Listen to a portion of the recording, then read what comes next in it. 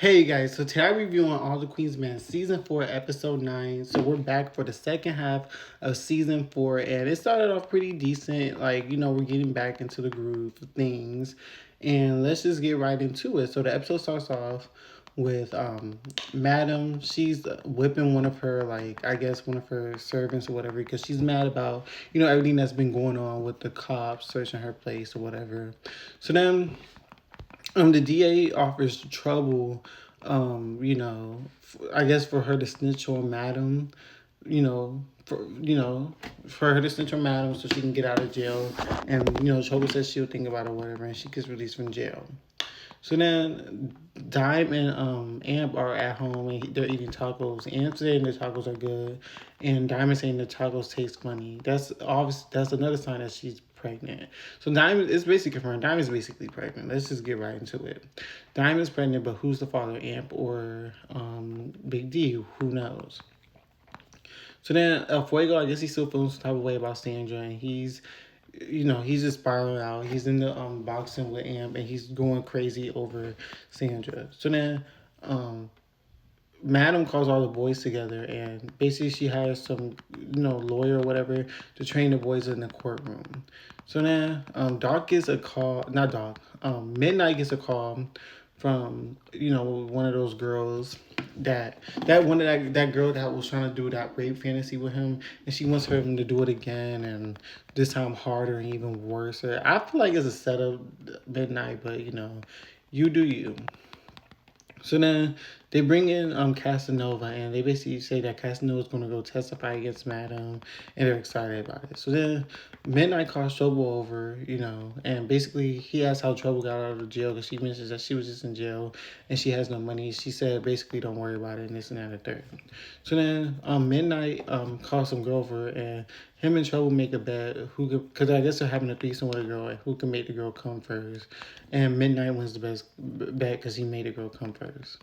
So then Madam's out eating with that one dude, that older dude, and she's making fat jokes with him or whatever, and basically he's teaming up with Madam's sister to try to take down Madam and take over Eden and this and that and the third. So then Lola comes over and asks Blue, did she talk to Madam about trying to take over, try to do favors for her. She's like she would talk to her about it, but she's dealing with something right now and this and that and the third. So then Lola starts snooping around and she puts Luminal, and she sprays Luminal on the walls and sees that there's blood all over the walls. So then Madam actually sees her leaving the basement, and she questions her, and she's like, oh, I was just talking to Blue. So when Madam asks Blue, Blue says, yeah, she talked to me 30 minutes ago. So then they see in the basement that she sprayed aluminum on the walls and seeing that there was blood on the walls. So then Madam Blue's like, you want me to handle her? She's like, no, we gotta handle her different because we're in the middle of a trial right now. So then the boys go over to Tandy's house because I guess she's holding an auction, and basically she sells the boys. Dog gets sold for $20,000 to this younger girl, and Babyface gets sold to this crazy weird girl or whatever. And basically, at the party, Big D confronts Diamond. He's like, oh, did you tell Amp that we slept together? I see that y'all back together. She's like, no, I didn't tell me. He doesn't need to know. And then, Big D storms off mad at Dime. So then, the detective, approaches El Fuego or whatever, and basically she's like, we can help you with Sandra's to get closure for Sandra's murder and this and that and third. So then, Babyface runs into his son at the party, and he sees that he's flirting with Tandy, and he tells him to keep Tandy off limits, and this and that and third. And the son's like, oh, that sounds like a father to me. He's like, you can get out of your head, I'm not your father.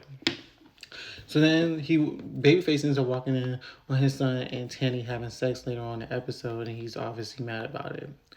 So then the guy that Madam hired to take care of Casanova, he captures Casanova and he puts a rat in his mouth and he basically chokes him out to death. So he ends up killing Casanova.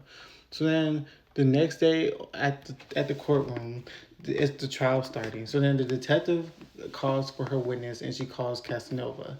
And when they're calling Casanova, Casanova is nowhere to be found. They're like, where's your witness, man? She's like, I'm not sure where he is. And they cut to the basement where Casanova's dead body is laying there. So then that was the end of this episode, and I'll see you guys next for episode 10.